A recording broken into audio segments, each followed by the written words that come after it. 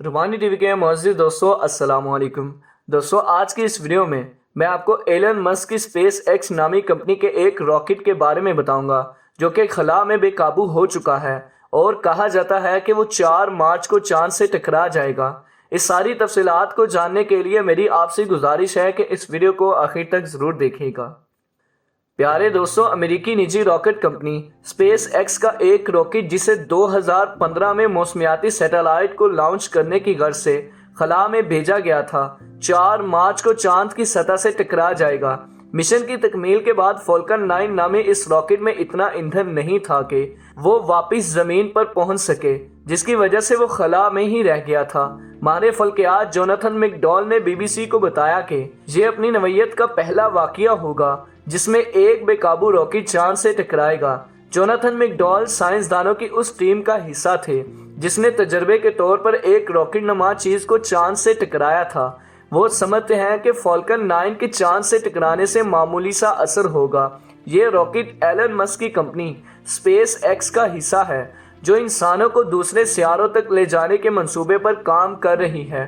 سن 2015 سے زمین، چاند اور سورج کی مختلف کشش شکل اس راکٹ کو کئی سمتوں میں کھینچ چکی ہے، جس کی وجہ سے اس کی سمت خراب ہو چکی ہے۔ ماہر فلکیات جوناتھن میک ڈول کا کہنا ہے کہ یہ راکٹ اب کشش شکل کے اصول پر چل رہا ہے۔ یہ راکٹ اس فضائی کچرے کا حصہ ہے جنہیں خلائی مشنوں کی تکمیل کے بعد واپسی کے لیے ایندھن کی کمی کی وجہ سے خلا میں چھوڑ دیا جاتا ہے۔ پروفیسر جوناتھن میک ڈول کے مطابق گزشتہ 10 برس میں 50 کے قریب ایسے بڑے ڈھانچے بے قابو ہوئے، لیکن یہ پہلی بار ہے کہ اس کی باقاعدہ تصدیق ہو سکی ہے۔ امید کی جا رہی ہے کہ فالکن 9 راکٹ 4 مارچ کو چاند سے ٹکرا کر پھٹ جائے گا۔ پروفیسر جوناتھن میک ڈول کے مطابق یہ 4 ٹن وزنی دھات کا ایک ٹینک ہے جو 5000 میل فی گھنٹہ کی رفتار سے ایک چٹان سے ٹکرائے گا، جس سے ایک چھوٹا سا مصنوعی گھرا بن جائے گا۔ اس سے پہلے سن 2009 میں ماہر فلکیات ایک تجربے کے طور پر اسی راکٹ کی سائز کی ایک اور چیز کا چاند کی سطح سے ٹکرانے کا تجربہ کر چکے ہیں۔ اس کا مطلب ہے کہ فالکن 9 کے چاند سے ٹکرانے سے سائنسدانوں کی معلومات میں کچھ خاص اضافہ نہیں ہوگا۔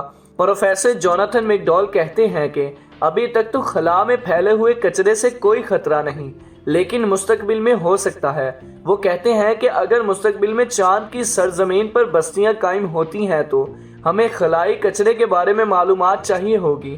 انہوں نے کہا ہے کہ ابھی خلا میں کچرے کی مقدار زیادہ نہیں، لیکن ہمیں اس وقت تک انتظار نہیں کرنا چاہیے جب یہ ایک مسئلے کی شکل اختیار کر لے۔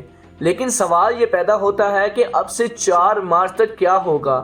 اس کا جواب یہی ہے کہ فالکن 9 کشش شکل کے اصولوں کے تحت چاند کی جانب بڑھتا رہے گا اور 4 مارچ کو چاند سے ٹکرا کر پاش ہو جائے گا۔ اسی کے ساتھ ویڈیو کا اختتام ہوتا ہے، اور ویڈیو اچھی لگنے کی صورت میں ہمارے چینل کو لائک، شیئر، سبسکرائب ضرور کیجیے گا۔ اپنا اور اپنے گھر والوں کا بہت سارا خیال رکھیے۔ اللہ حافظ۔